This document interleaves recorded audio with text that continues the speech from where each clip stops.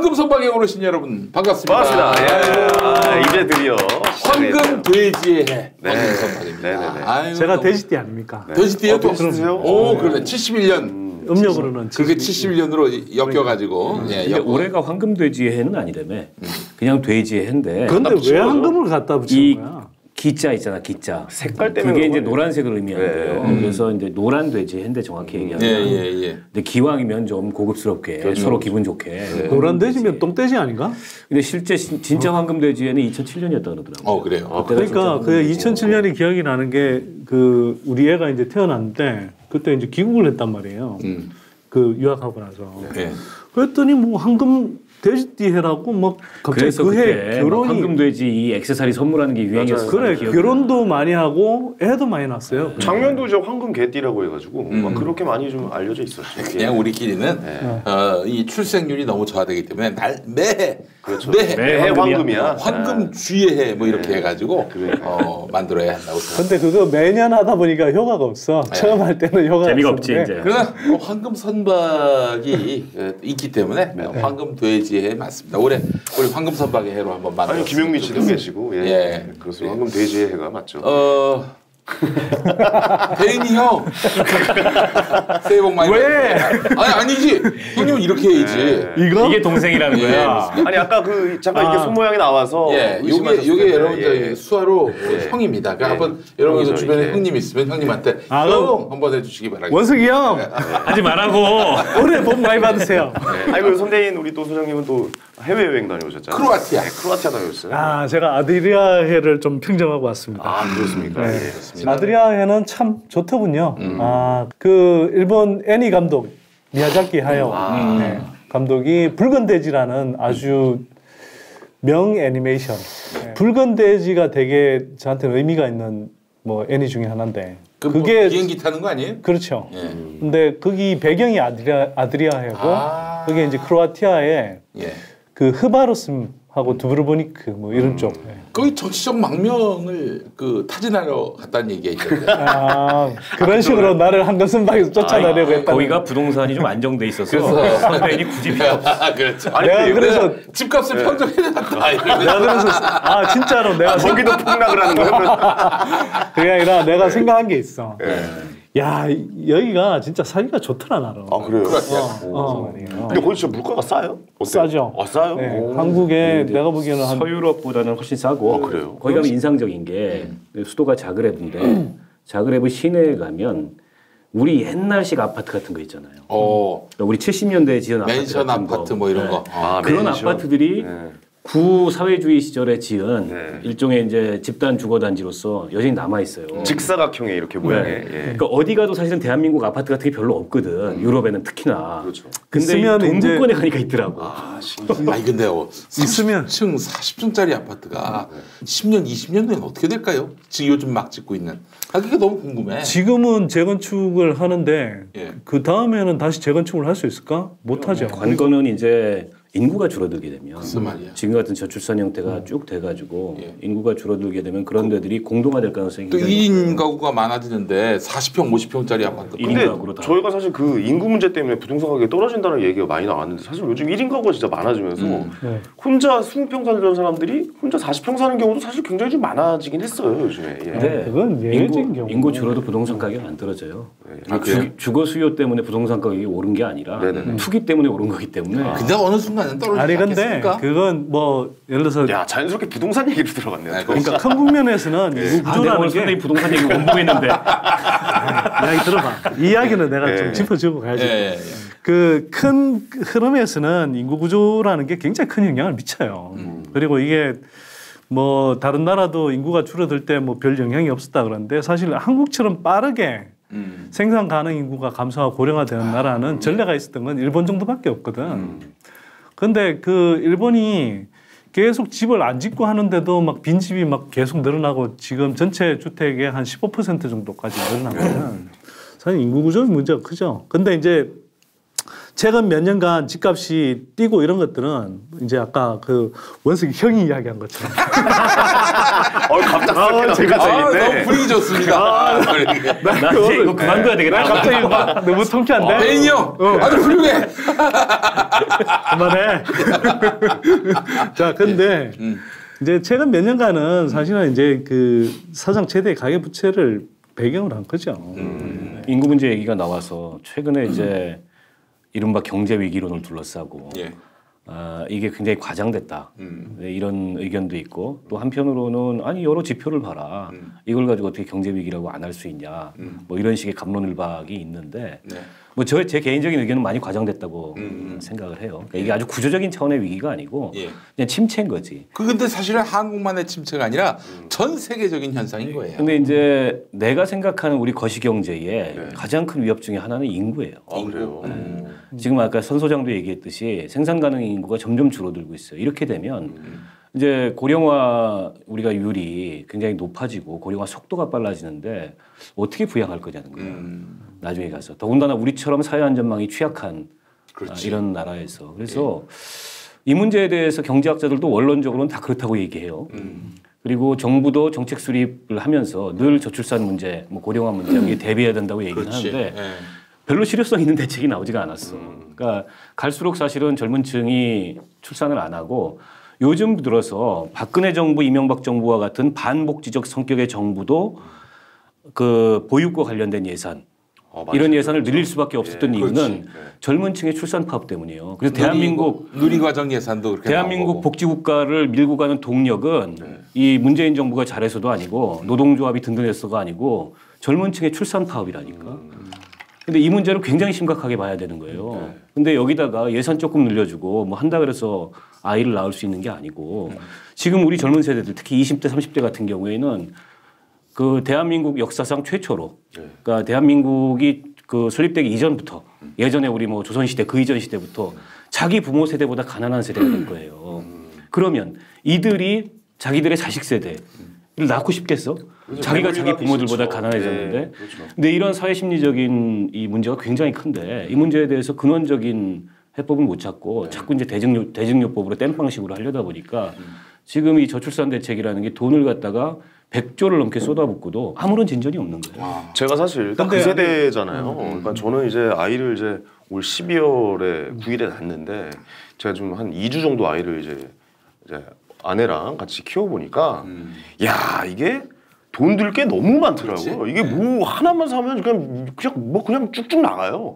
기저귀도 그렇게 많이 쓰는 줄 몰랐거든요. 근데 이 기저귀 값이라는 게 보통이 아니더라고요. 분유값도 그렇고 실제로 우리가 느끼고 피부로 느끼는 게 야 이 정도면 둘째를 내가 낳을 수 있을까? 뭐 이런 생각도 좀 들어요. 아니 대한민국 최고의 산부인과라는 제일병원이 문을 닫잖아요. 그게 말이야.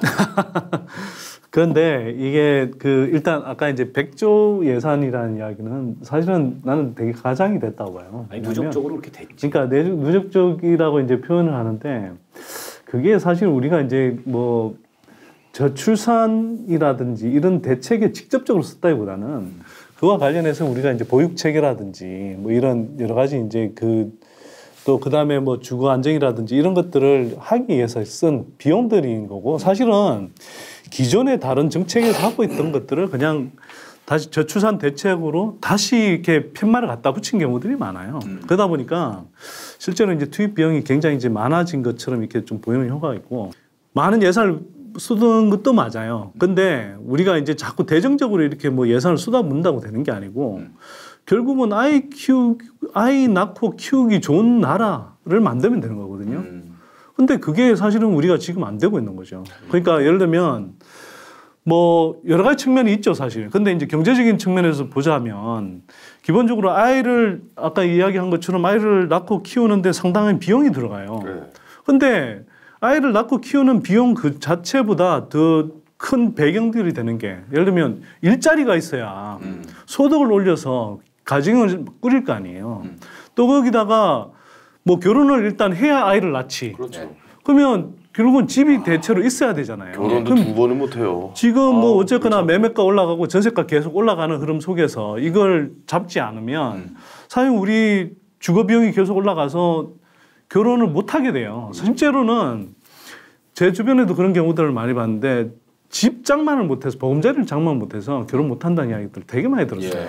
그러니까 결국에는 양극화 불평등 해소예요. 소득주도 성장이 답이고 그리고 사회안전망을 두텁게 깔아야지. 그러니까 내가 오늘 나중에 일자리 감당이 안 잃더라도 일자리를 잃더라도 당장 배굶을 걱정을 안 하는 사회. 그러니까 한 번 몇 달 좀 쉬었다가 딴 일을 알아보지. 딴 일을 알아보는데 말이죠. 이게 파악이 안 되거나 혹은 뭐 이 저기 뭐야 대책이 안 세워지면은 국가가 이렇게 알아봐주는. 저는 임시정부 세계 경제 대공황 이후에 이 임시정부에서 헌법을 만들었는데 국민들이 주거 일자리를 정부에다가 요구할 수 있는 국가에다가 요구할 수 있는 그런 권한도 넣어놨더라고요. 물론 지금 헌법에서는 뭐 그건 구경도 못할 일이지만 저 그런 차원에서 보자면은 정부 공공의 그런 역할들 일자리 주거 이 문제만큼은 정부가 반드시 의무적으로 그런 방법은 없어요. 사실 일자리라든지 이런 것들을 정부가 다 문제를 해결할 수는 없어요, 사실. 근데 적어도 이 사회에서 이렇게 내가 낙오자로 살지 않을 것 같다. 그리고 노후 불안 때문에 내가 정말 노후에 빈곤해서 어떡하지? 이런 걱정이 안 들게는 그러면 기본소득이네. 그러니까 기본소득밖에 없어. 기본소득을 뭐 확충하는 것도 필요하고 또 한편으로는 뭐 예를 들면 이런 거예요. 우리가 노후에 그 소득 수준을 보면 다른 나라에 비하면 그 고령층의 노후 소득이 한창 돈 벌 때에 비해서 한 절반 정도밖에 안 되거든요. 50대 가구 소득이 한 절반 정도밖에 안 돼요. 60대 이후 소득이. 근데 이 비율은 다른 나라에 비하면 굉장히 낮은 거예요.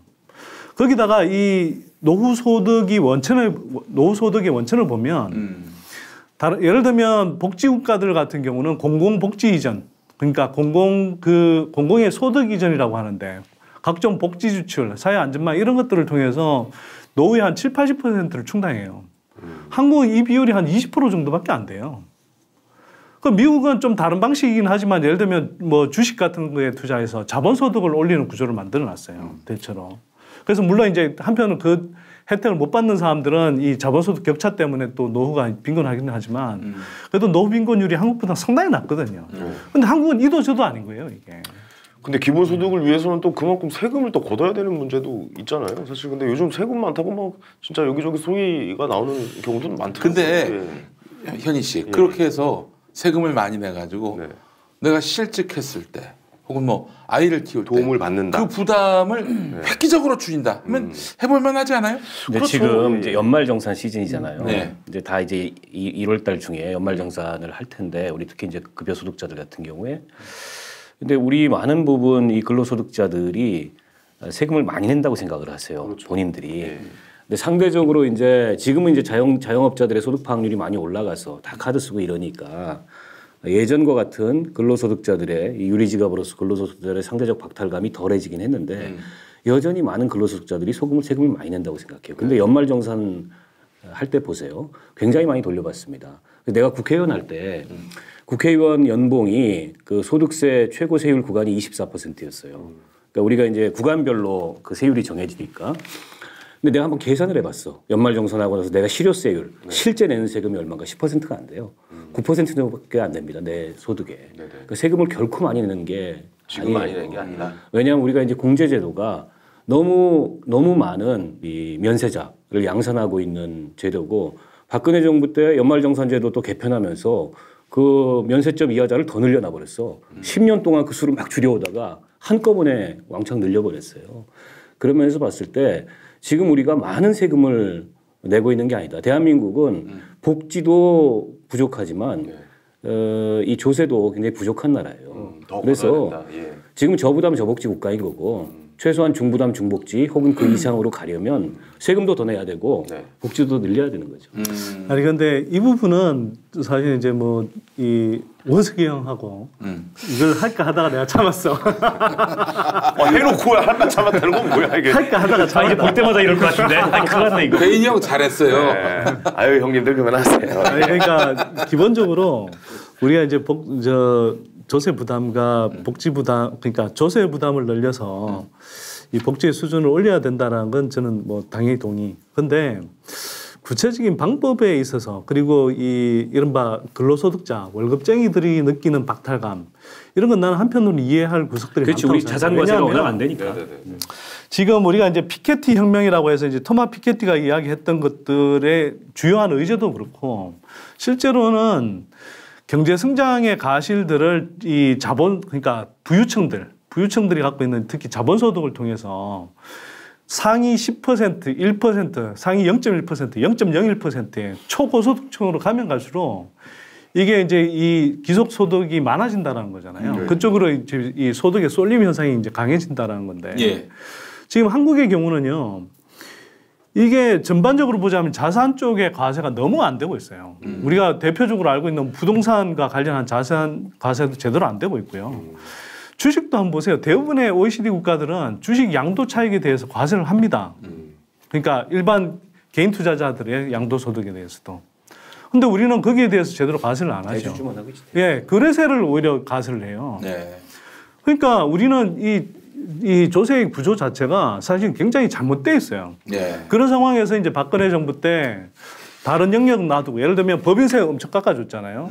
거기다가 이번에 뭐 이 보도 얼마 전에 보도도 있던데 내가 그 귀국하는 비행편에서 봤는데 실제로도 근로소득의 사이에서의 격차보다 뭐 사업소득이라든지 자본소득까지 들어가 있는 이 종합소득세에서의 종합소득의 이 소득 격차가 훨씬 크게 나옵니다. 한국에서도. 물론이죠. 그러면 그런 것부터 먼저 바로 잡아야 되거든요. 예. 근데 그런 걸 안 하고 근로소득 안에서의 이제 수직적인 형평성만 달성한다 그러니까 예를 들면 우리가 임대사업자들 저 뭐 탈세하는 거 뻔히 보이고 그다음에 뭐 보유세 제대로 안 걷고 있고 양도소득세도 뭐 다운계약서 업계약서 쓰가면서 다 탈세하는 거 이렇게 다 보이는데 근로소득세들은 그러니까 월급쟁이들은 이거 제대로 이렇게 다 유리알처럼 내고 있다고 생각을 하니까 상대적으로 유리알처럼 내고 있지 사실은. 네. 거의 원천적으로 탈세가 불가능하니까. 네. 그런데 웃기죠, 상대적으로. 이 이야기도 여행 갔다 온 김에 하나 합시다. 제가 크로아티아를 이제 그 주로 갔지만 끝날 때 로마를 잠깐 갔어요. 건너서. 그러면서 내가 이탈리아에 대해서 느낀 게 있는데 이탈리아 뭐 국적인 분들이 좀 반발하려나. 저는 좀 솔직히 말해서 이탈리아가 왜 재정위기, 부채위기를 겪었는지 알 것 같더라고요. 왜요? 신뢰가 없어요. 신뢰가 없다. 사람들이 투명하지를 않아. 속이려고 들더라고. 내가 예를 들면 택시를 타는데 로마는 유명하지. 미트기로 가야 되는데도 불구하고 미트기를 안 가요. 거의. 그리고 친구나. 예. 600m를 딸랑가고 나서 10유를 달래. 우리 돈은 한 12,000, 13,000원 가까이 되는. 그러니까 그런 것도 협상을 해야 되는 거예요. 그리고 공항에 딱 도착했더니 택시 운전사들이 뭐 따져보기도 전에 막 태우는 거야, 사람을. 짐을 막 갖고 가더라고, 거의 훔쳐가듯이. 안 탈 수가 없지. 네. 타고 났더니 혼자 우리 가족만 타는 게 아니라 막 다른 사람들끼리 이제 합성하는 거예요. 그런 식이야. 그러니까. 그때 이거 한번 하셔야죠, 이거. 뭐. 이게 뭔데? 이게 지금 뭐 하는 거냐? 지금 뭐냐 이거. 근데 이게 뭔데?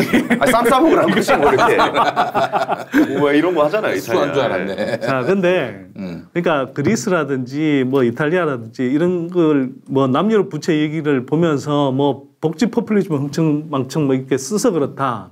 이렇게 이제 보수 언론들이 이제 공격을 하잖아요. 네. 근데 그게 아니라 사실은 투명하지 않아서 그런 거예요. 제대로 긋고 투명하게 공정하게 긋어서 이걸 제대로 복지했으면 사실 그렇지 않아요. 복지국가들 대부분이 세율이 거의 뭐 소득세 같은 경우 50% 육박하거든요. 그러면 그렇게 긋어서 근데 그걸 투명하게 쓴단 말이에요. 최고 세율이. 네. 최고 세율이. 그리고 심지어는 교통범칙금까지도 누진 구조로 만들어요. 예를 들어서 우리 같이 이제 이재용이 재벌이다. 교통 위반하면은 몇 천만 원 내야 돼. 몇 천만 원, 몇 억씩 내야 되는 거예요. 그런 구조를 만드니까 사실은 세수를 굉장히 투명하게 확보하고 그 다음에 누진 구조로 해서 부자들한테 제대로 걷고 대신에 이걸 제대로 쓰는 거지. 그러면 복지국가가 지금 거예요. 이제 소득세 같은 경우에는 그 소득세제 내에서의 수직적 형평성은 상당히 달성이 됐어요. 예. 왜냐하면 이게 이제 누진적 조세 체계를 갖고 있기 때문에. 근데 아까 손 소장이 얘기했듯이 서로 다른 세제 간의 형평성이 너무 떨어져. 그러니까 이 자산가들이 세금을 너무 안 내. 그리고 자산가들한테 세금을 안 걷고 집도 그렇고 부자세가 좀 늘어야 된다. 집도 그렇고 주식도 그렇고 아니 꼭 부유세가 아니더라도 그렇죠. 그걸 통해서 탈세를 한다는 실현하는 이익이 있거든. 그 실현하는 이익에 대해서 과세를 안 하는 거지. 예. 좀 뭐 상장 주식 양도 차익에 대해서도 과세 제대로 안 하고 부동산 양도 차익에 대해서도 그동안에 과세 제대로 안 했고 또 뭐 보유세는 말할 것도 없고 그렇다 보니까 세금을 굉장히 세제를 행정편의적으로 설계해 놓은 거예요. 취등록세 걷기 좋거든. 그러니까 취등록세 중심으로 걷는 거야. 주식이건 집이건. 그게 아니라 사실은 그걸 보유하고 있는 것에 대한 보유세를 걷고 취등록세는 그렇게 되면 대폭 낮추거나 그렇죠. 없애도 되는 거예요. 근데 과거에 이제 행정편의적으로 세제를 만들어 놓고 그 안에 그냥 머물다 보니까 지금 이렇게 세제 그 자체도 좀 문제가 있고 이 세제 간의 형평성이 너무 떨어지는 거여서 복지국가 되려면 이 조세책에 바로 잡아야 되고 그다음에 특히 이제 자산소득에 대해서 근로소득에 대한 과세를 대대적으로 강화해야 돼. 그래야 사실은 근로소득자들이 이 조세에 대한 그렇죠. 일종의 이제 그 신뢰 내지는 승복이 되는 거지. 아니 그 내가 내는 세금이 나한테 다 돌아온다라고 하면은 그 누구도 세금을 내기를 거부하지는 않죠. 근데 네. 잘 안 돌아오는 것 같으니까 이제 불만이 생기는 거죠. 그렇죠. 자, 지금 이 도란스처럼 생긴 게 도란스. 네. 딱 도란스처럼 네, 생겼네. 그 도란스가 좀 커 보이는데 이게 야, 이거 스피커입니다. 제가 스피커. 갖고 싶었습니다. 이거. 예, 예. 이거 어떻게 읽는다고요? 애드온 TT? T10. T10. 어. 이거 뭐 하는- 애드온 T10. 이거 무엇을 쓰는 스피커. 물건이지? 아니, 그러니까 제가 내가 봤을 때는 이게 여기 그 우리 그 여기 물건 파시는 분들 말이죠. 네네. 아, 이게 사람들이 그 JBL 브랜드거든요. JBL 블루투스면은 JBL 브랜드면은 네. 이거 무시한다 합니다. 어디서든. 그래요? 최고의 브랜드예요. 최고예요? 아니 이게 네. 아내가 그 황금선박 듣고 나서 이거 JBL 이 블루투스 헤드폰을 샀어. 아 사셨어요? 사서 아들내미가 쓰고 안 내놔 아이가. 예.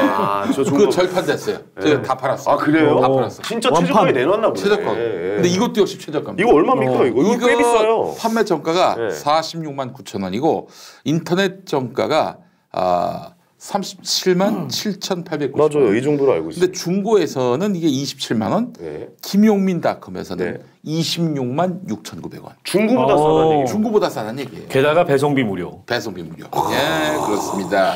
아니 이게 어떻게 가능하지? 김용민 어떻게 하냐 닷컴에서? 이게? 이 짝퉁이니까. 농담입니다. 농담입니다. 지금 광고하는 거야, 디스하는 야 거야. 이거 한번 뜯어봐야겠는데. 예. 그렇습니다. 이게 바로 스웨덴에서 만든 거예요. 오디오 프로는 네. 스웨덴에서 1978년에 설립된 스피커 전문 브랜드인데요. 스웨덴이 이런 거 잘 만들죠. 웅장한 저음과 최상의 음질 그리고 극단적으로 심플한 디자인의 제품을 제공합니다. 며칠 안에 또 우리 집에 배달돼 있는 거 아니야? 이거? 네, 여러분 정말 아내가 나한테 이야기도 안 하고 주문하더라고. 그렇습니다. 애돈 티텐은 대형 스피커는 아니지만 지금 방금 들어보셨잖아요. 이게 소리를 굉장히 음량을 낮게 해서 튼 건데도 네네네. 빵빵하지 않습니까? 터졌을 때는 양말을 벗겨낼 수 있을 정도라고 합니다. 아 그래요? 예. 아니 실제로 왜 그래요. 벗겨? 이게 지금 내가 지어낸 얘기 아니라 아, 양말 벗겨내는 건 뭔 소리예요 그게? 그만큼 저음이. 공장에서 양말을 신고 누워 있다 저절로 벗겨질 정도로. 양말 벗기는데 옷은 벗겼지. 이게 지금 그래서 다 벗기겠는데? 예. 오디오 프로 에드돈 T10인데 네네네. 에드돈 T20을 지금 준비 중인데 그건 반스까지. 팬티의 티구만요. 네, 그렇습니다. 예, 예. 반스까지 돼 있는 강력한 그런 효과를 예. 여러분들 만나실 수가 자동으로 있겠어요. 벗겨주는 오디오. 그렇습니다. 예. 구매일로부터 1년 동안 보증되는 정품. 그렇습니다. 애드온 T10 블루투스 스피커 지금 김용민닷컴에서 최저가에 모시고 있습니다. 네네. 싸네. 예. 지금 신재민 난리가 났습니다. 신재민 얘기 나와서 그러니까요. 전 문화체육관광부 차관 그 사람인 줄 알았어요. 네. 한국일보 기자 출신. 그러니까. 네. 그러네. 그 사람이 아니라 어디선가 낯익은 이름이다 했더니 그렇구나. 동명이인이네요. 그렇습니다. 예, 예. 예. 그분 잘 계시대죠. 지금 뭐 요즘 유서 쓰고 어디 가셨다고 하는데. 나가봤을 때는 예, 예. 물론 이제 그런 하여튼 뭐 무사하다 그러니까 다행이긴 한데 네. 이런 식으로 자신의 어떤 그런 주장을 펼치는 거는 내가 봤을 때는 진짜 뭔가 하나의 입장을 나의 그 진심을 알리는 수단이었는지 의문을 갖게 만듭니다. 사실 바람직하지 않다. 바람직하지 않을 뿐더러 네네. 또 그런 주장 자체에 신빙성을 확 떨어뜨리고 지금 사실 그게 사실인지 아닌지 논점은 사라지고 본말이 전도가 됐어요. 나는 제일 보면서 안타까운 게 예.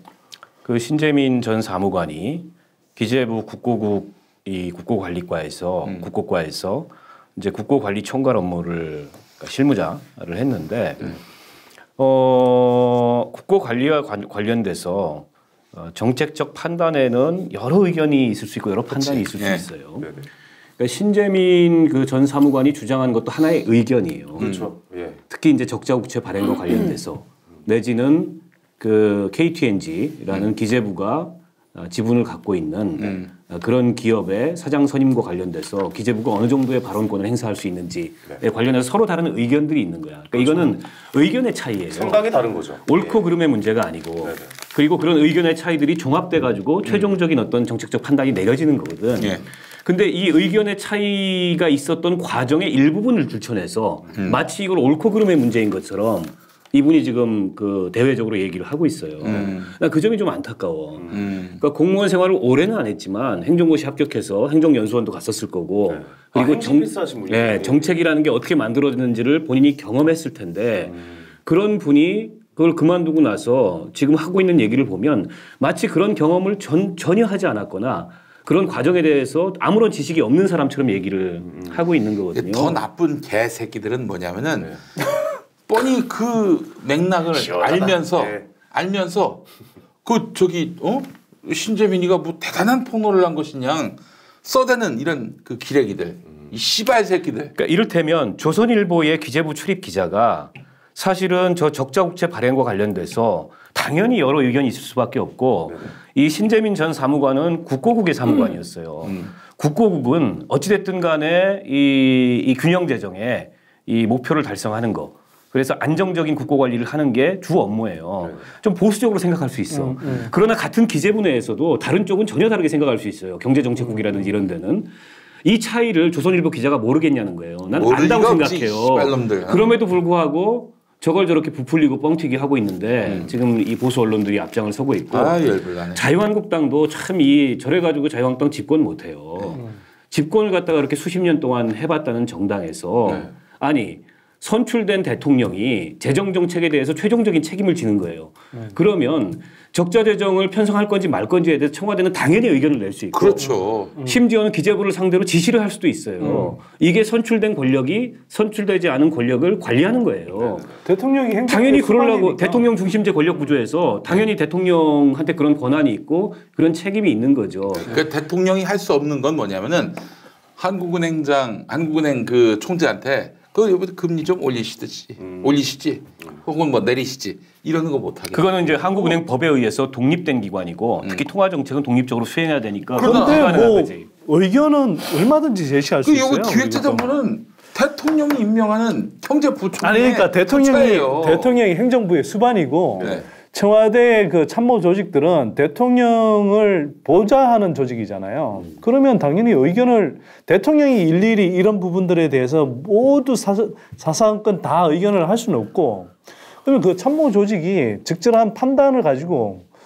이 대통령의 의견을 보좌해서 의견을 제시할 수 있는 겁니다. 그리고 사실 그리고 그거는 뭐 행정부의 수반으로서 대통령의 지시사항이고 얼마든지 할 수 있는 거예요. 다만 이제 그 판단이 그 시기에 적절했느냐 하는 뭐 이런 판단이 남아있을 수 있는데 있죠. 제가 볼 때는 그건 있고 또 소통의 방식이 이게 이제 협의적이고 혹은 뭐 이 대화하는 이런 방식이 아니고 그게 강압적이고 이랬다면 문제일 수 있는데 이 경우에 있어서는 별로 그랬던 것 같지도 않아요. 왜냐하면 그랬다면은 결과적으로 적자국채가 편성이 됐을 거예요.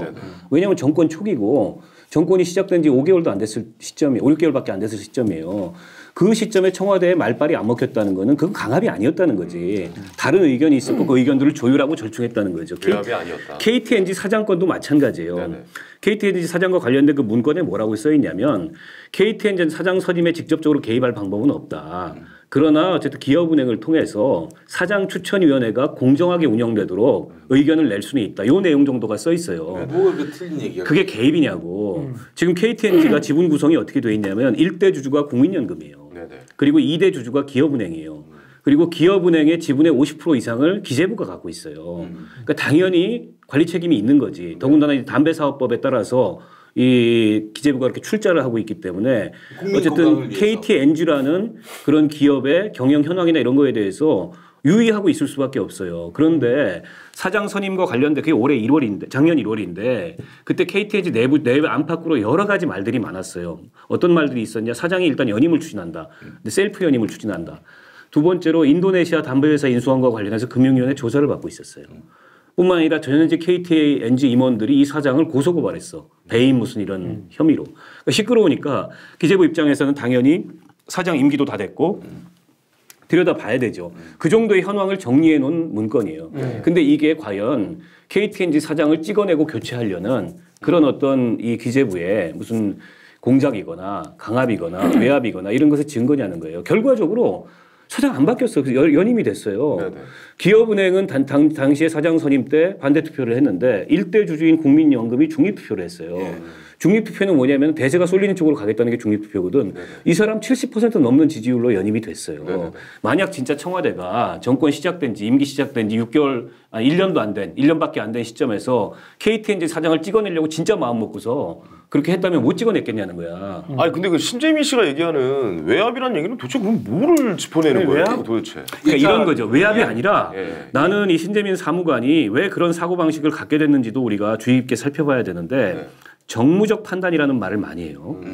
이분의 그 뉘앙스는 정무적 판단이 이런 정책 결정에 개입해서는 안 된다는 뉘앙스를 깔고서 얘기를 하는 거예요. 기재부가 다 설계하고 기재부 뜻대로 가야 된다는 얘기야. 그런데 독립적으로 어떤 정책도 정무적 판단 없이 정책이 만들어지는 경우는 없어요. 거기에는 정무적 판단, 순수한 정책적 판단 이런 것들이 다 종합돼 가지고 특히 이 거시정책 중에서 재정정책처럼 그렇게 맥락이 복잡하고 또 미묘한 어떤 판단들을 내야 되는 그런 문제에 대해서는 여러 의견이 있을 수 있어요. 거긴 정무적 판단 들어올 수 있는 거지. 근데 이 신재민 씨는 정책은 관료들이 그리고 주무부처에서 하는 거다. 청와대에서 거기에 의견을 내는 것조차도 그건 부적절한 거고. 그럼 하지 말아라. 그거는 개입이고 그거는 강압이다. 여기서부터 우선 코웃음이 나야 이거는 돼요. 뒤집어서 얘기하면요. 대통령 중심제 권력 구조를 부정하는 일종의 관료 독재적인 발상이에요. 난 너무 안타까운 게 이 젊은 사무관이 왜 저런 식의 사고방식을 갖게 됐느냐. 실제 우리 엘리트 관료 사회가 그런 식의 사고방식을 갖고 있거든. 그러니까 이 사람은 끊임없이 그런 것들을 주입받은 사람이에요. 이 사람 입장에서는 그런 거지. 지금 기재부 선배들을 상대로 우리가 같은 종교를 믿고 있는 신도라 그래 놓고 왜 이제 와서 나한테만 이단이라 그러냐. 이런 항변을 지금 하고 있는 거예요. 나는 이게 훨씬 더 근원적인 문제라고 생각해. 신재민이라는 사람을 탓할 생각이 나는 별로 없어요. 그 젊은 사무관이 이런 사고방식을 갖게 됐던 그런 엘리트 관료 사회의 그런 어떤 관료 독재적인 발상 내지는 무책임한 발상 이게 훨씬 더 문제라고 생각해요. 그러니까 이제 이런 심리가 밑바탕에 깔려 있지만 그 권력자 앞에 가서는 그냥 뭐 고개 숙이고 조아리고 옳은 말씀이죠. 우리 적폐청산해야 됩니다. 우리 소득주도 성장해야 됩니다. 하면서 뒤에 가서 호박씩 가고 그렇게 해서 대통령과 촛불이 뽑은 대통령 이 권력을 포위하는 거야. 이 관료들이. 그래가지고 완전 바보로 만들어 놓는 거지. 그래 놓고는 결국에는 이 관료들의 뜻대로 가지 않을 수 없게끔 정권을 그런 식으로 망가뜨린다는 거예요. 이 관료들이. 제가 보기에는 뭐 사실은 심각하게 이야기하자면 심각한데 뭐 간단하게 이야기하면 이 신재민 사무관이 순진한 거예요, 사람이. 순진하다. 그러니까 순진하다는 게 무슨 이야기냐면 정책이 어떻게 결정되는 메커니즘 자체를 모르는 거예요, 과정을. 사무관쯤 돼서 그걸 모른다는 게 말이 됩니까? 아니 근데 이제 4년 차인데 보고 싶은 것만 보고 있는 거지. 그러니까 이게 아까 이제 박원석 의원 이야기했듯이 사실은 이게 정무적 판단도 당연히 다 개입이 되는 거예요. 그럼요. 특히 이런 뭐 국채 발행이라든지 이런 것들은 상당히 꽤 비중 있는 정책 그 결정이기 때문에 정무적 판단을 안 할 수가 없지 한편으로는. 그런데 그 과정에서 이런 것들이 당연히 개입될 수밖에 없는데도 이런 것 자체가 뭔가 이 청와대의 부당한 개입이나 지시라고 이렇게 판단하는 것 자체가 굉장히 순진한 판단이라는 거지. 그리고 한편으로는 분명히 그게 있어요. 관료들은 제가 이제 그 관료들을 좀 만나보면 이런 판단을 하죠. 이제 그 자기네들은 나름대로 국가를 위해서 굉장히 전문적인 판단을 하고 그리고 정치가 개입하는 것 자체를 되게 낭비, 비효율 이런 걸로 이렇게 치부하는 경향들이 있어요. 그래서 실제로는 물론 그런 측면도 없지 않아 있죠. 한편으로 어떤 경우에는 있는데 그럼에도 불구하고 자기네들이 어쨌거나 결정하는 것이 정말 최선의 결정인 것처럼 최선의 판단인 것처럼 늘 이렇게 착각하는 경우들이 많이 있어요. 근데 그렇지 않은 경우들이 많거든. 그리고 사실은 오히려 그런 관료 집단이야말로 최고의 이익 집단이 돼서 우리가 흔히 마피아라든지 뭐 건설족이라든지 원전 마피아 이런 이야기들이 계속 나오는 게 한편으로는 그렇게 이익 집단처럼 돼 있는 거잖아. 자기네들만의 어떤 논리와 이익 구조를 가지고 또 결정을 내리는 거거든요. 그러니까 그 틀에 있어요. 근데 이제 내가 보기에는 신재민 사무관이라는 분이 이제 행정고시 필수하고 한 4년 차 정도, 3, 4년 차 정도 된 거잖아요. 그러면 아직 한참 이제 업무를 막 배우고 이럴 때야. 근데 그러면서 이제 이 나름대로는 이렇게 하면 좋겠다 나름대로 자기 생각이 있었을 텐데 거기에 반하는 어떤 청와대 이제 지시가 내려온다고 생각하니까 이건 굉장히 부당하다라고 스스로 판단한 거지. 근데 부당한 게 전혀 아니에요, 이거는. 아니 기획재정부잖아. 한국은행도 아니고. 아니 이제 뭐 여기 방송 들으시는 분들이 팩트와 관련돼서 이러저러하게 궁금하신 게 있을 것 같아서 네네네. 좀 부연해서 설명을 드리자면은 국채 발행이라는 거, 특히 적자 국채 발행이라는 건 이렇습니다. 일단 국채와 적자 국채가 다른 거예요. 국채라는 것은 정부가 어떤 재정적 필요가 생기면은 시장에다가 채권을 풀어가지고 채권을 파는 거죠. 그래서 자금을 동원해서 쓰는 게 이제 국채고 적자 국채는 그게 아니고 여러 가지 그 정부 계정들이 있는데 그 계정에 잉여금들이 있어요. 그걸 한데 모아가지고 관리하는 계정을 공공자금관리기금이라 그래. 그 공공자금관리기금에서 돈을 빌리는 거예요. 일반 회계로 돈을 예탁하는 거야. 그러면 이자가 발생을 하죠. 그게 이제 신재민이 얘기하는 뭐 4조 원 적자국채를 편성하면은 2천억 이자가 발생한다. 요 주장이에요. 그 주장이 틀린 건 아니야. 그래서 일반적인 국고채 발행하고 이 적자국채 발행은 좀 다른 거예요. 근데 적자국채 발행은 마음대로 하는 건 아닙니다. 법령에 따라서 매해 국회의 승인을 받아서 한도를 정해요. 그게 2017년도에 28조 7천억 원이었어. 그중에 20조 원은 기발행이 됐어요. 8조 7천억 원을 어떻게 할 건가를 가지고 정부 내에 토론이 있었던 거지. 근데 그해 세수가 좋았거든. 23조 원이나 초과 세수가 발생하니까 당연히 어쨌든 국고를 관리하는 기재부 입장에서는 이렇게 세수가 좋으니 구태여 국채 발행을 할 이유가 있겠냐라는 의견을 냈던 거고. 그러나 막 이제 이 정권을 바꾼 청와대나 또 정부 여당 입장에서는 향후에 어마어마한 정부 투자가 발생할 수도 있는데 적극적인 재정 내년에 그 추경을 더 많이 편성해야 될 수도 있는데 이른바 이제 확장적 재정 정책을 펴야 되는데 그런 면에서 세수가 좋긴 하지만 여전히 국채를 한도 내에서 발행해서 자금 여력을 확보하자는 제안을 할 수 있어요. 이게 절대적으로 틀린 판단이거나 그 자체가 일종의 정무적 고려만 들어간 판단이라고 볼 수 없어요. 이건 옳고 그름의 문제가 아니고 관점의 차이인 거예요. 일단 그리고 설정된 한도 범위 안에서의 발행하는 문제이기 때문에 궁금한 게 뭐냐면 그럼 이 사람이 이렇게 이 사람 말로만 뭐 내부 이제 고발이잖아요. 이걸 해서 이 사람이 이익을 얻는 건 뭡니까 그러면? 그러니까 이 사람이 무슨 이익을 얻자고 내가 보기엔 한 것 같지는 않고. 뭐 때문에 그래서 좀 이 폭로의 동기도 좀 딱한 측면이 있어요. 어떻게 보면 약간 외골수야. 자기가 하는 실무적 판단이 청와대 정무적 의견보다 더 중요하다고 생각하는 거예요. 더 옳다고 생각. 그게 기재부에서 잘못 배운 거고. 근데 여기서 또 한 가지 중요한 그 얘기를 이 사람이 하는데 박근혜 정권의 채무 비율을 떨어뜨리지 않으려고.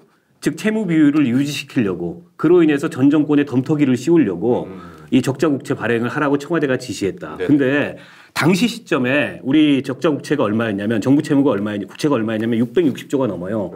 청와대에서 4조 적자국채 편성하라고 그랬잖아. 660조 중에 4조면 얼마입니까? 0.5%가 안 돼요. 그러면 그 0.5%가 더해진다 그래서 이 채무 비율에 전 정권의 어마어마한 실정이 됩니까? 내지는 이 정권이 돋보이는 게 됩니까? 게다가 또 2017년 그 시점은 문재인 정부의 채무가 돼요. 원년으로 이해하지 박근혜 정부 말년으로 이해되지 않아요. 아니 그러니까 이 신재민 씨 주장에 제일 이해가 안 되는 부분이 그 부분이야. 그러니까 적자국채를 하려고 했다.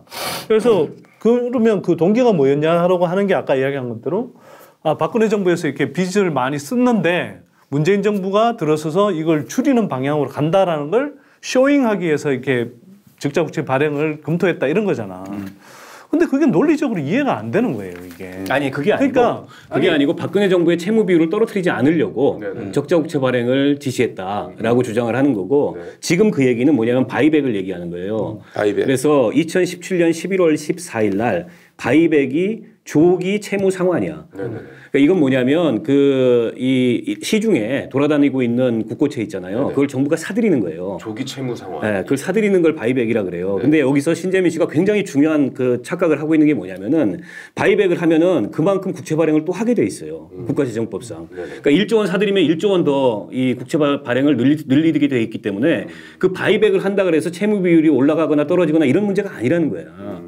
더군다나 그 바이백은 그 청와대 설명이 난 맞을 거라고 보는데 아직 적자국채 편성 여부에 관한 결론이 안 났기 때문에 지금 바이백을 실행할 시점이 아니고 조금 더 두고 보자. 이게 먼저 결정난 다음에 왜냐하면 적자국채를 발행해가지고 이 정부 채무를 늘리게 되면은 바이백을 한다는 게 말이 안 되잖아. 서로 충돌하잖아요. 그러니까 그걸 할 필요가 없어지는 거거든. 그래서 밀어놨던 거예요. 밀어놨던 거고 결과적으로는 8조 7천억 원이라는 한도가 남아있지만은 적자국채 발행을 안 했어요. 왜냐하면 세수가 좋기 때문에. 그렇지. 그건 이제 기재부의 그런 이 국고관리 책임을 지고 있는 실무적인 판단이 수용이 된 거지.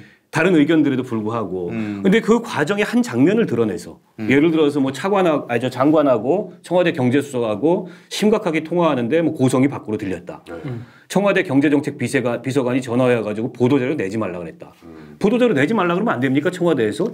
아직 결정되지 않은 많은 것들이 있는데 당연히 청와대에서 보도자료 내지 말고 잠깐 홀딩하라고 얘기할 수 있는 거죠. 할 수 있는 일을 한 것뿐인데 이 부분은 약간 좀 오해를 해서. 근데 그걸 이렇게 드러내가지고 이게 청와대의 강압이고 지시고 박근혜 정권 때하고 다를 바가 없다라고 얘기하는 거는 이분이 뭔가 공무원으로서 자기 역할이나 혹은 자기 권한에 대해서 진짜 굉장히 과도한 착각을 하고 있는 거예요. 그러니까 아까 제가 이야기했지만 본인을 약간 잘못 생각하고 있는 약간 한편으로는 가대망상일 수 있고 한편으로는 되게 순진한 거예요. 그러니까 이게 보세요. 예를 들면 정부가 적법한 절차를 벗어나서 부당한 지시를 했다. 또는 뭐 아까 이제 KTNG 뭐 이제 사장 연임과 관련해서도 예를 들면 우리가 많이 경험했잖아요. 뭐 이상한 꼬투리를 잡아서 나가도록 압박을 한다거나 뭐 그렇게 했다면 그런 것들은 문제가 돼요. 근데 그 정부가 주주로서 간접적으로 이렇게 그러니까 지분을 갖고 있는 그 기업은행을 통해서 KTNG의 그 사장 선임에 대해서 의견을 피력하는 것 이런 것들이 법적으로 아무 문제가 없는 거거든. 그 판단이 그 사무관이 생각했을 때 자기 판단하고 다를 수는 있어. 근데 일개 사무관의 판단보다 사실은 굉장히 종합적인 그 과정을 거쳐서 나온 그 판단이라는 것이 사실은 굉장히 중요한 판단인 거잖아요. 아니 근데 그래요. 우리는 뭐 이런 부분들을 이제 아무리 봐도 그런 뭐 개인의 일탈 정도로 보는 것이 맞을 것 같고 더 나아가서 뭐 예를 들면 누가 네가 나서서 얘기함으로써 문재인 정부 흔들어봐라 이런 게 있는지 없는지 뭐 지금 단계에서 얘기하는 것 자체가 좀 위험한데 근데 저는 이런 맥락을 모르냐 이거예요. 언론사들이. 다 알죠. 모르는 게 아니고 지금 어쨌든 이 정부에게 뭔가 조금이라도 흠집 날 것 같은 거는 아니 근데 왜 공영방송까지 여기에 춤을 추냐 이거예요. 과장에서 펌프질을 하고 있는 거고요. 그러니까 이게 나는 기재부가 판단이 아쉬운 게 이 사후 대응에서 저거 고발한 거는 난 좀 판단이 아쉬워요. 왜냐하면 저게 이제 사건을 키워줘 버렸고 또 신재민 씨가 오늘 같은 돌출 행동을 할 명분을 거기다가 깔아줘 버렸고 저게 법적으로 보면은요 공무상 비밀 누설인데 공무상 비밀 누설 인정되기가 쉽지가 않아요. 굉장히 그 공무상 비밀의 범위를 엄격하게 보기 때문에 과연 저게 공무상 비밀에 해당하느냐 해서 법정에 논란이 많을 가능성이 굉장히 높아요. 그런 면에서 봤을 때 구태여 저걸 고발까지 해가지고 기재부가 국민들이 이해하게 설명하면 되거든요. 설명하면 다 이게 이해가 되는 문제야. 아니 정권이 바뀌어서 청와대가 들어섰는데 재정정책에 대해서 이 청와대 입장을 못 내냐. 그게 기재부하고 차이가 있더라도 조율해가지고 결과적으로는 국채 발행 안 하는 걸로 결론이 났는데 그 일부를 가지고 저렇게 과장하는 게 말이 되느냐라고 설명하고 말았어야지. 저거를 검찰에다가 고발하고 하니까는 더 이걸 사건을 키워버린 거야. 사실은 고발할 건이 안 되거든요. 그리고 민주당의 일부 정치인들이 대응한 것도 그래요. 그걸 굳이 대응할 만한 정도의 사안이 아닌 거죠. 어찌 보면. 근데 이제 언론이 한편으로는 이제 보수 언론들이 판을 키우죠. 그러니까 이 건이 좋다. 이 건을 이제 막 그렇게 키워가니까 나름대로 이제 뭐 대응한다고 했을 텐데 제가 볼 때는 대응하는 것 자체가 어쨌거나 자꾸 이슈를 만들어주는 효과를 만들어낸다고 봐요. 네. 사실은 게다가 그렇게 심각한 문제가 아니고요. 게다가 기재부 고위직들의 책임이 없냐는 거예요. 아까도 얘기했듯이 차관보 재정관리관이 그런 얘기를 카톡에 합니다. 핵심은 전 정권의 부채 비율을 떨어뜨리지 않는 겁니다. 저는 그 사고방식은 청와대의 주장을 자기 나름대로 정치적으로 그렇게 해석해가지고 그 기재부의 사무관한테 그런 식의 얘기를 한 그 책임도 저는 물어야 된다고 생각해요. 그게 무슨 얘기야. 아니 기껏해야 그 채무 비율이 뭐 0.5% 차이도 안 나는 걸 가지고 청와대에서 적자 국채를 편성하고자 하는 의견을 가졌다 한들 그게 전 정권 채무 비율을 안 떨어뜨리려고 한 거겠냐고. 그건 이후에 재정 여력 확보를 위해서 그런 청와대 판단을 한 거지. 근데 차관보라는 재정관리관인 사람이 그따위 지금 카톡을 보내가지고 지금 이게 마치 무슨 뭐 어마어마한 그런 이 정치적 개입이 있었던 것의 빌미인 것처럼 증거인 것처럼 활용이 되잖아요. 네네. 그런 면에서 이 기획재정부라는 엘리트 관료 집단의 이 고위직들의 굉장한 반성과 성찰이 필요해요. 그리고 이 과정에서 우리가 좀 한번 봐야 될 건요.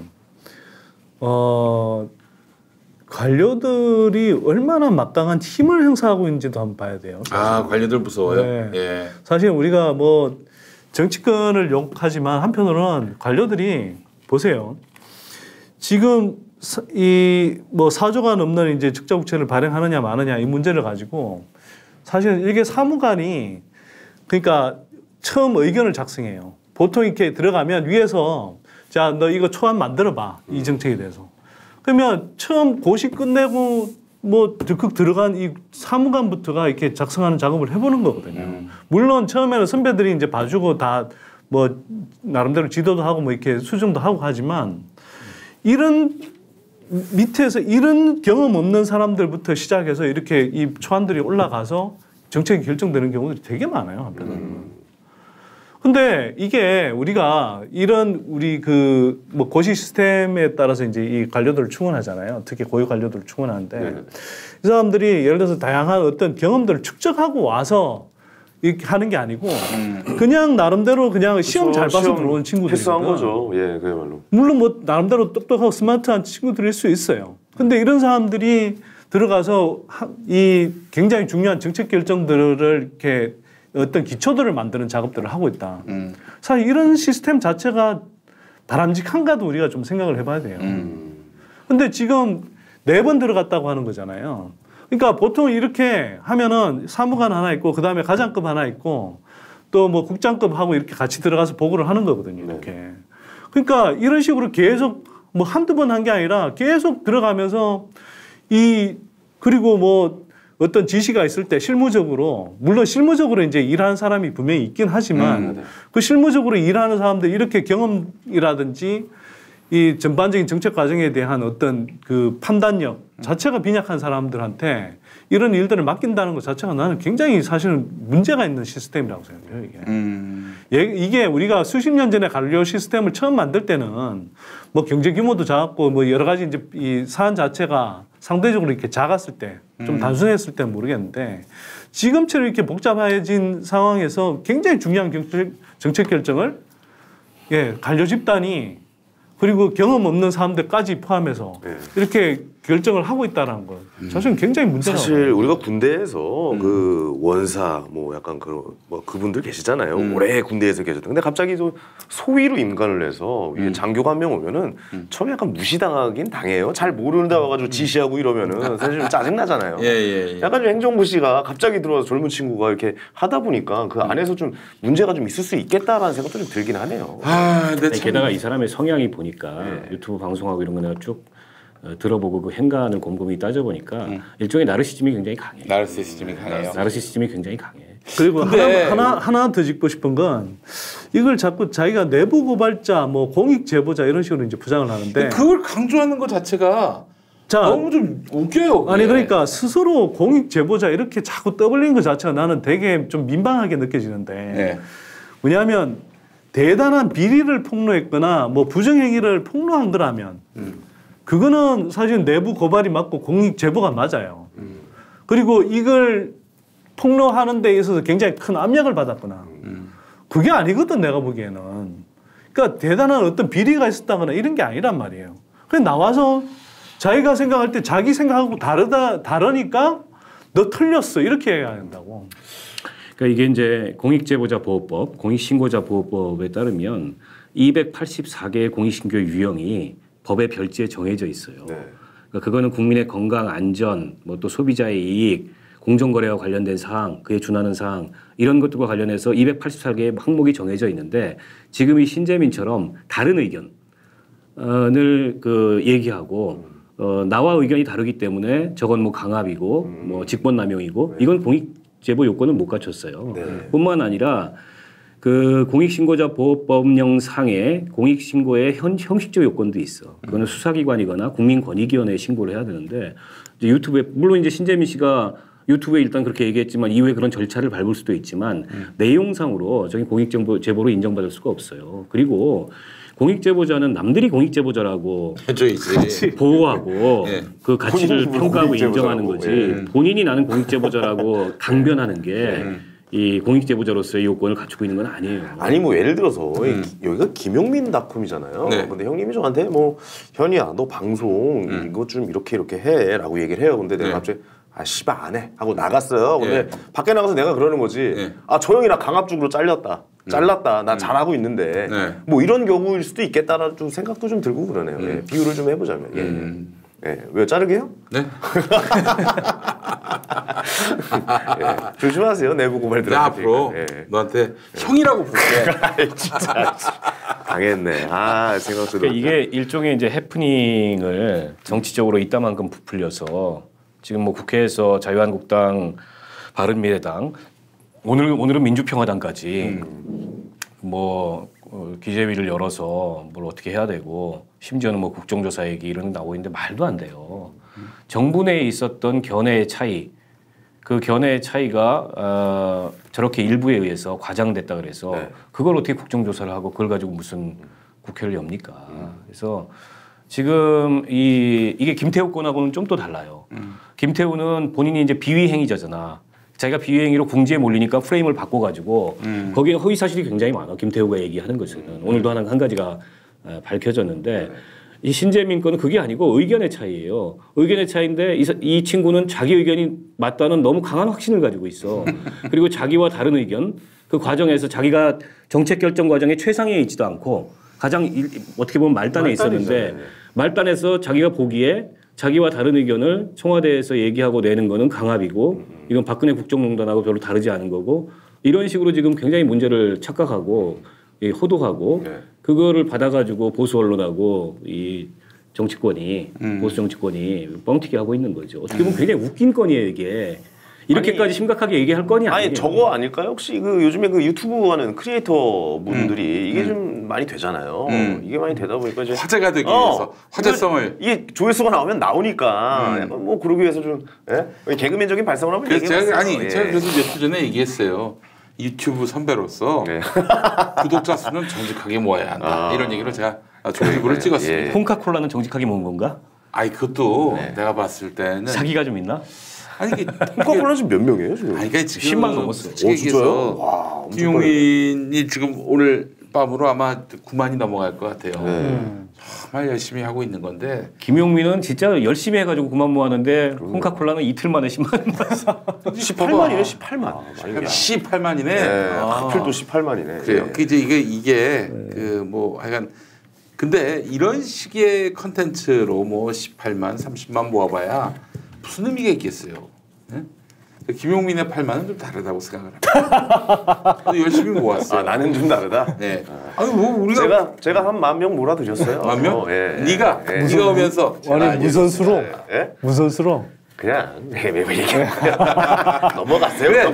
뭐 무슨 수까지 나오나 또. 역시 야이 신재민 진짜 오늘. 많이 먹네 오늘. 나는 이 사안만큼에 있어서는 이 청와대나 여당이나 흔들리선 안 된다. 흔들릴 이유가 없다. 저런 거에 흔들리고 휘둘리기 시작하면은 정말 앞으로 저보다 다 하찮은 문제들이 막 튀어나올 가능성이 아니 있어요. 5급 6급이 이렇게 지랄을 해가지고 나라 전체가 흔들린다는 것 자체가 이건 말이 안 되는 거 아니 아닙니까? 5급 6급이 진짜 무슨 비위를 고발했거나 권력 내부의 부패를 고발했거나 예전에 장진수 주무관 사건이 이 사건하고 굉장히 유사한데 장진수 주무관 사건 때는 실제로 그 민간 인사자를 은폐하려고 하는 시도들이 다 드러났고 심지어 장진수 주무관을 돈으로 매수하려고 그랬잖아. 그 씨발 그 장진수 때처럼 지금 보도하고 있냐 이거야 이 개새끼들. 그때는 그런 게 있었어요. 근데 보도도 이번에 안 했어. 전혀 보도도. 아니거든. 오마이뉴스나 나왔어 그냥. 아니 여기에서 보도를 잘해주면 좋겠네. 이거 무슨 신문이에요? 서울복지신문을 보고 있네 이 형이. 서울복지신문을 보고 있어. 아니 이제 화장실에서 주운 거야. 더워가지고 네. 더워가지고. 거기라도 좀 제대로 보도를 해줬으면 좋겠네. 아니 근데 진짜 이 언론들이 말이죠. 정말 특히 이제 뭐 조중동이야 뭐 그렇다 치더라도 적어도 공영방송이나 이런 데는 그러지 말아야지. 아니 걔네들은 조중동이 저렇게 떠드니 우리도 뭔가 균형을 맞춰줘야 된다. 뭐 그런 뭐 강박관념 때문인지 그렇게 같이 이렇게 굉장히 열을 올리고 있잖아요. 네. 요즘에 공영방송이 그런가요? 네, 어떻게 방송을 안 봐가지고. 아니 무슨 씨발 신재민하고 인터뷰한 걸 단독이라고 해서 대서특필하고 쪽팔린 줄 알아야지. 예. 그러니까 그렇습니다. 채널 A 같은 데는 하는 짓인데. 네. 아니 그나저나 그 지금 저는 궁금한 게 말이죠. 다른 지자체는 어떨지 모르겠어요. 중앙정부는 학교 우습게 보이는 거 아닙니까 지금? 청와대가 우습게 보이니까 저렇게 지금 지랄들 하는 거 아니에요. 위험을 좀 가지고 뭐 무슨 꼭 무슨 고소를 하고 이런 걸 떠나서 위험을 보일 필요가 있겠다는 생각이 좀 들더라고요. 그렇죠. 네. 아 위험을 보일 필요가 있다. 위험을 보일 필요가 있다. 그러니까 이게 이제 김태우 건 초기 대응을 할 때 그 조금 잘못 대응한 면이 있어요. 특히 레토릭이나 이런 거에 빌미를 준 면이 있었는데, 근데 국회를 자유한국당이 그렇게 열자 그래서 12월 31일 날 국회가 열렸잖아요. 나와서 보니까 이게 뭐 아무것도 없어. 애들이 그냥 핏대만 올리고 심지어 나중에 이제 색깔론까지 피고. 그래서 그 사건은 끝났어요. 내가 보기에는 정리가 됐어. 더 이상 저게 정치적으로 무슨 뭐 불지펴 보려고 했는데 오히려 자기들 스스로 불 꺼트린 꼴이 됐고 그 대응은 잘했어요. 조국 수석이 나와서 절제된 원칙적인 대응을 잘했고 저는 이 건에 있어서도 마찬가지다. 이 건에 있어서도 괜히 국회에서 이런저런 뭐 법안 통과 안 되니까 또 이거 가지고 자유한국당이 발목 잡고 찌질하게 구는데 그러면 적당히 들어줘가지고 뭐 기재위 열고 국정서 열고 국정조사하고 이럴 사안이 절대 아닙니다. 절대 아니고 아니 이건 누가 봐도 그 초보 사무관 하나가 자기만의 세계에 빠져가지고 이 엉뚱한 얘기를 하고 있는 거고 이걸 가지고서 무슨 이렇게 정치가 시끄럽고 나라가 시끄러울 일이 결코 아니에요. 근데 여기에 막 이렇게 휘둘리거나 이런 문제가 아니고 그런 면에서 나는 기재부의 대응이 좀 냉정하지 못했다는 거지. 저걸 무슨 고소까지 할 사건이냐. 고소하면 키워주는 거예요. 쟤 또 검찰 출석까지 언론 다 달라붙지. 검찰 출석하면서 또 기자회견이랍시고 되도 않는 얘기 또 할 거고 이럴 가능성이 있다는 겁니다. 그래서 그렇게 대응하기보다는 국민들 앞에 절제된 설명을 하고 그리고 필요하다면 그와 관련된 자료도 공개하고 그리고 기재부에서도 저렇게 무슨 법적 대응 이런 걸 차원이 아니고 진짜 책임 있는 책임자가 나서서 제대로 설명하고 그러고 끝내야 될 문제예요. 예, 알겠습니다. 예, 이게 어쨌든 좀 계속 이렇게 이 사건이 이슈가 된다는 게 좀 어이가 없는 것 같기도 하고. 사실 황금 선박에서도 이렇게 길게 다뤄야 되는지도 잘 모르겠었어. 그만 얘기합시다 이거. 예. 근데 저는 이제 사실 그 적자 국채와 관련해서 이 뻔히 다른 일들을 갖고 이렇게 왜곡 보도하는 언론들, 국민들이 좀 이제는 속아낼 필요가 있겠다. 아침 신문을 제가 그 직업적으로 읽지 않습니까? 참담해요 진짜. 참담해. 이런 쓰레기들이 다 있나. 이자들의 신문을 찍어내기 위해 쓰이는 종이, 그 종이에 쓰이는 나무들이 아깝습니다 정말. 예. 그래서 그러니까 언론이 뭐 분별을 못하고 또 저런 식으로 막 쓰재끼니까 사실은 참 제대로 된 개혁을 하기도 진짜 어려워요. 아니 근데 그 어때요? 경기도는 특히 부동산 문제는 오랜 기득권인데 부동산 무슨 본부장이라고 하셨지? 부동산 정책위원회. 예. 맞지? 무슨 본부장 위원장? 경기도 부동산 정책위원회 위원장이라는 걸 맡았죠. 지난번에 이야기 안 했나 이거? 했지. 근데 거기도 관료들이 장난치면은 어떻게 무너지는 시스템이 어때요?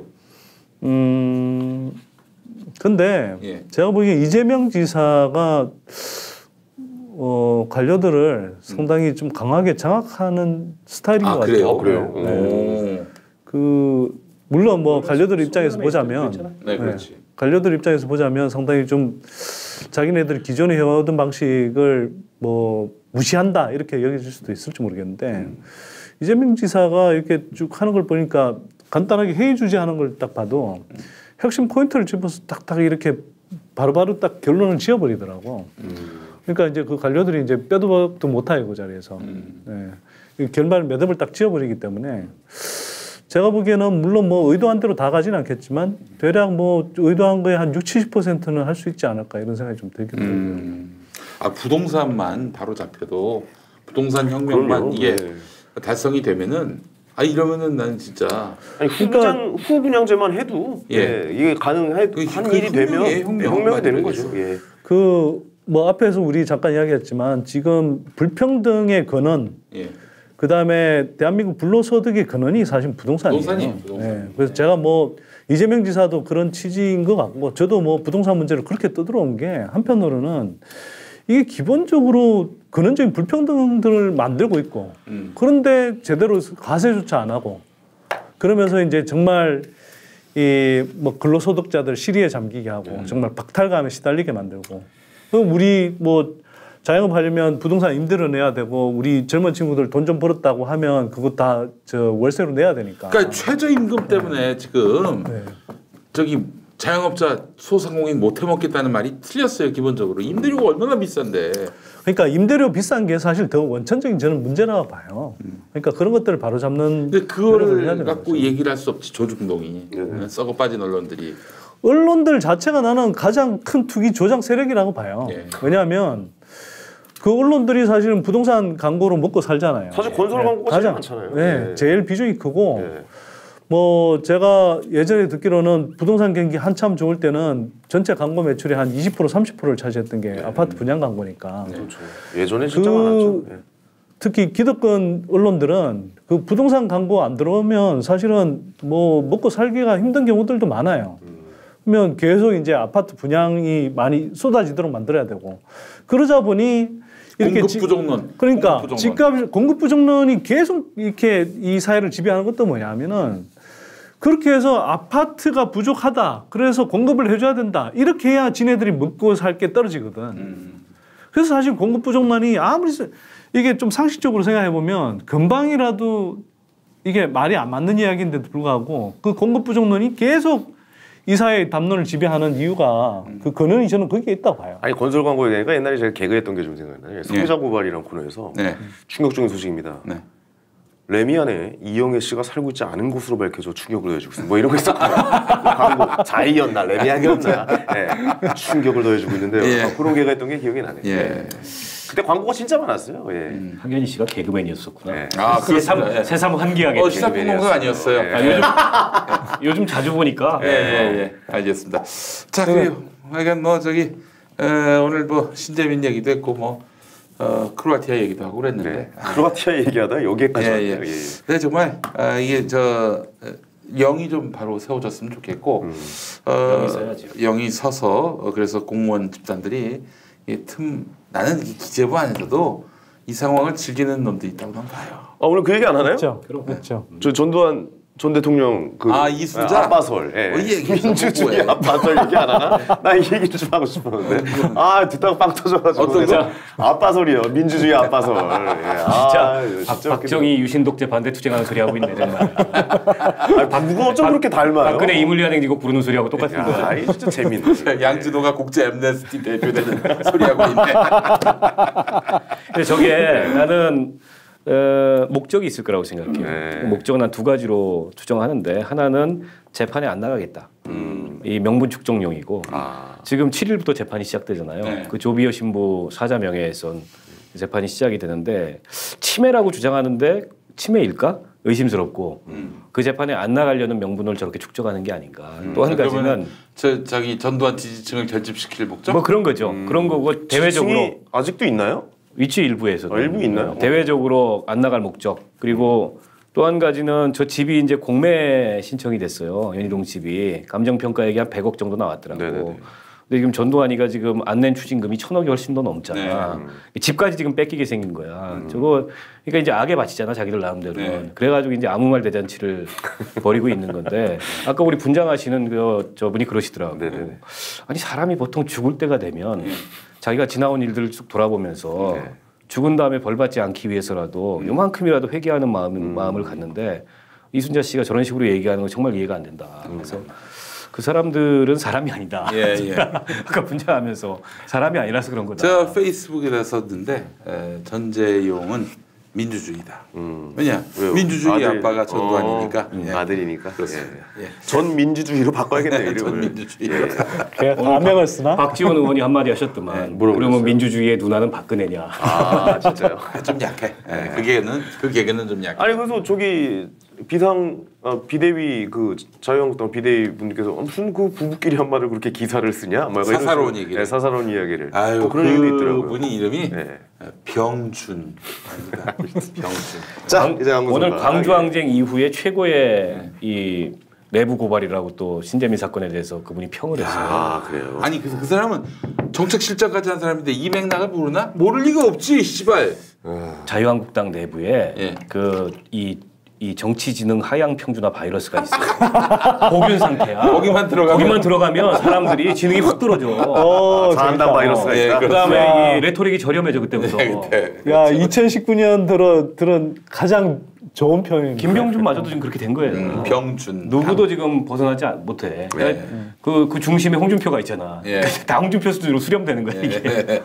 병준당입니다. 자유한국당 병준당. 예, 김용민 알겠습니다. 씨 예. 개인의 의견이라는 거 다시 예, 말씀드리고. 알겠습니다. 자 오늘 좀 수고 많이 하셨습니다. 예, 수고하셨습니다. 황인희 씨 아이고. 수고하셨고 네. 선대인 소장님, 박원석 의원님 고생하셨습니다. 저희는 다음 주 이 시간에 다시 뵙겠습니다. 여러분 안녕. 고맙습니다. 감사합니다.